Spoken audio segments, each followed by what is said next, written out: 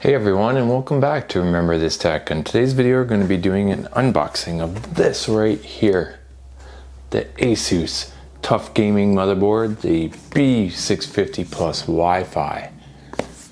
And a lot of you may be interested in this, so I'm going to leave you a link in the description section below, and if you are interested, feel free to check it out. So this is an AM5 motherboard supporting Ryzen 7000 and 9000 CPUs out of the box. Supposedly, that's what it says. I'm going to go over what's included in it, the packing, what it looks like, all the features and specs, and maybe it's something you might be interested in. The other caveat that may turn you off in today's day and age is that it is DDR5. But it's future-proof. I mean, we're not going back to, well, let me just put it this way. A lot of people are using DDR4 still, and even DDR3 due to the cost of DDR5. But the costs for DDR5 are stabilizing, and you want to future-proof your new system, you're going to want to buy a DDR5 system. So, hence the unboxing. And this is going to be in an upcoming test build. So if you haven't subscribed, you might want to check that out. Now might be a good time to hit the thumbs up button and subscribe and hype this video, because it helps small content creators like me get noticed on YouTube algorithm. So without further ado, let's crack this open and see what it looks like and what the features are, shall we? Come on, let's go! Well, before we crack it open, let's go over a few of the basics that we've already talked about a little bit for some. This features Wi-Fi 6, which is pretty cool, and I'll talk about the price that I paid and what you can expect to pay for this at the end of the video, so stay tuned. Supports Ryzen 7000 and 9000 series CPUs, has Aura Sync by Asus, DTS sound, ARGB Gen 2, Aura Sync for your LED madness that you love or don't love. This is the B650 motherboard. The TUF series. A few of the specs here. This system board comes with the one USB 3.2 Gen 2.2 ports, 2x2, so, and then one USB Type-C, three USB 3.2 Gen 2 ports, and two Type-A, and one USB-C. You have a Wi-Fi module, Realtek 2.5 gig Ethernet port, 5 audio jacks on the back, BIOS flashback button. Now, if you don't know about BIOS flashback, this is an excellent feature. It essentially saves you in case something goes wrong with your board. You don't need a CPU working. All you need is a stick of RAM and a power supply, and you can hold the BIOS flashback button, and from a USB you can flash an older BIOS in case something got corrupt. You could revive your board, or if a CPU you put in here was too new, didn't support it, you could flash your BIOS. You don't need to get a secondary chip to put to it. So BIOS flashback feature is amazing. It saved me twice already on different boards. Alright, on with the features. As far as the Wi-Fi, we already mentioned it supports Wi-Fi 6, but not only that, it supports Bluetooth version 5.2 for your wireless keyboards and mice and stuff like that. Maybe even headphones. Realtek 7.1 surround audio codecs. And of course for the CPUs, as mentioned, the 7000 desktop processors. It states here on like the front of the box only 7000, but the front of the box says 9000 and 7000. So, and it can support up to 6400 megahertz DDR5, 128 gig max, dual channel memory architecture, and for storage it has 3 M.2 slots and 4 SATA 6 gig ports. The first M.2 slot supports PCI Express 5.0 in 4X mode, and then the others support PCI 4.0 in 4X mode. So, not too shabby. So without further ado, let's crack this open, shall we? Yeah, And I'll give you a speed, the 3.2 USB Gen 2.2x2 are 20 gigabits per second. So, and the others, Gen 2 are 10. Let's see what's in here, shall we? Decent cardboard packaging, as always, from Asus. It's weird that they would stick the stuff in here, but I guess it prevents damage to the board, so I guess it's smart. Here's your antenna. It slides in this triangle base and it's kind of magnetic and sits on the side of your case or the top, wherever you want to put it. But that's your Wi-Fi. You need that Wi-Fi Bluetooth, I guess. This is a full-size ATX board, but before we dig into that, we're going to go into what's in the box, what they cover, and then we'll dig right into what the board looks like. 2 SATA cables for your SATA 6. These are your standoffs for your M.2s. There's 2 of them, not horrible. And here's the little cushion pads for like your M.2s and stuff. There's like 3 of them. Of course, what wouldn't be a good Asus offering without some TUF-Gaming stickers, right? Put those all over your case, your bike, your car, wherever you want to rock these, right? It's a nice little touch. Specification update notification for the AMD processors, and then again it says it supports 9000 series out of the box.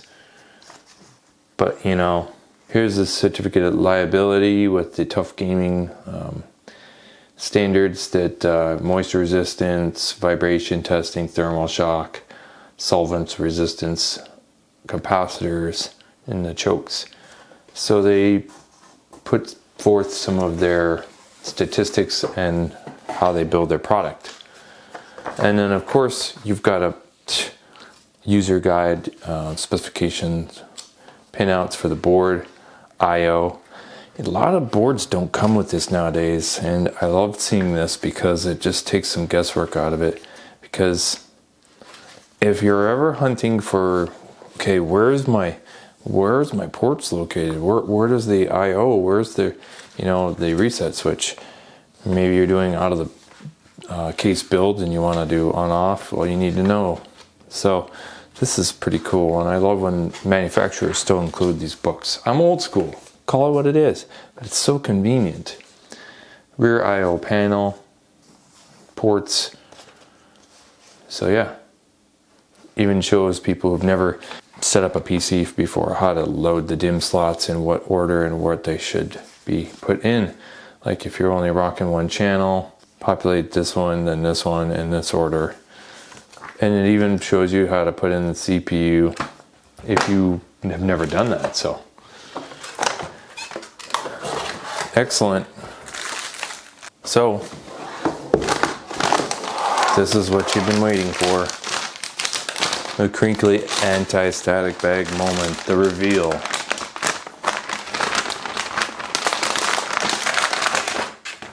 I actually like the look of this board. It's pretty sleek. And my gosh, these heat sinks are ginormous. I mean, okay, that's it's, you know what it screams to me? You know what this board screams to me? Tank. That's what it screams to me. I don't know why. So under here is your PCI Express 5.0 slot, and these are your 4x PCI Express, and this acts as a heat shield, and there's like a thermal pad under there with a sticker, and you can just remove that and have it in contact with your NVMe drive to act as a heat dissipation heatsink. And just for you guys, I'll take this out and you can get a feel of what it's like here. See? There you go, you remove that sticker first. put your NVMe drive in here. And another thing is, this is, you'll love them or hate them, but this is your toolless latch for your NVMe drive. You just turn it left or right and it will latch in your NVMe drive there. So yeah, that is pretty cool. I like it. I like that design because I hate those little NVMe screws. You could sneeze and blow that screw halfway around the world by accident. So, of course I like it. Anyways, back to the motherboard. You got the LED traces on the board. You know, you can configure your ports with your LED setup here. 4 DIMM slots for your memory. And your various I/O ports all over the board. You have another PCIe Express slot, but it specifically states that it's a 16 slot here, so that's good. Reinforced PCI, your main one right here. And I'll point something out in case you're into ARGB. You've got your various headers here, like 1, 2, 3, 4, and there's 2 on the top up here. And on the top, I'm going to zoom in here. You've got the 8+4 power connector for your phases, and I'll talk about that in a second. And then you've got 3 fan headers here. This one's for the CPU, and then this one specifically states AIO pump in case you're running 360 millimeter AIO cooling. And your 4 SATA ports here, then your USB 3.0 connections, and USB-C. This thing is heavy. On the back, you have a built-in I/O shield, so no more of that crap, the olden days where you've got to like snap that I/O shield on your case and cut your fingers or whatever, or lose it. You got 2 USB-C. One is 10 gig. This one is 20. This is another USB 3.2, it's 10 gig, 10 gig, and then the traditional USB type A. You got a display port here, and a HDMI port, 2.5 gig NIC, and your Wi-Fi antennas and your audio connections. This right here is the valued BIOS Flashback button. And how you would use this, you would format a USB stick under 32 gig and under, preferably 16, and you would format it in FAT32. And then you would put the renamed BIOS that you're going to use for your particular motherboard on that USB stick and put it on the designated flashback port. Some of them have a designation on here, and this one says right here for BIOS. See, it's outlined. Put it in that port. And then you're going to have your power connections here and here for your motherboard. Then you're going to have at least 1 stick of RAM. You don't need a CPU. Once that's on, because once you hit this BIOS flashback button, you hold it down for 3 seconds. It's going to start blinking. There's an LED here, and then it's going to go through the 3 to 8 minute series. As long as you've done it right, it's going to read your BIOS from here. It's going to flash it to the ROM on the board, and then you're going to see when it's done, and this whole light here will stop blinking completely. Don't stop until it's done. So I've got a video where I revived a board, and if you're interested in this process, subscribe and it'll be coming out soon. Anyhow, I find it best to have an LED USB so you can see the flashing of it on the back, and it tells me, hey, it's reading it. So there's regular fan headers all over this board. There's one for the CPU chassis. There's over here another one. There's another one. There's another one, and then the 3 up here, and the one for the CPU and the AIO, and it's really a well-featured board, I think. So yeah, let me get into what I paid and what I think about this. Final thoughts. Well, I didn't mention something, the board review. but it has 12 plus 2 power phases, 60 amp power delivery, in case you're interested in that. So it can handle some pretty decent beefy processors without scrimping on the power delivery. So what did I pay for this motherboard? You can expect to pay between $100 and $149 for this board, depending on where you get it. Obviously, I'm not made of money, so I searched for a deal. I found it brand new on Best Buy, but you can get similar prices on Amazon as well. And I'll put my Amazon link in the description section below. Got it for $106. Now you might think, oh, I'll never find that, but you can. You can even get them used for even less. Even if you got this for $129, it's a heck of a steal deal.